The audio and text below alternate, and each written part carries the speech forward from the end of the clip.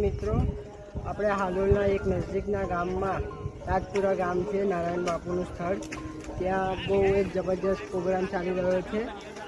એક પંચમહાલને ગુજરાતને હરિયાળું બનાવવા માટેનું કામ ચાલી રહ્યું છે.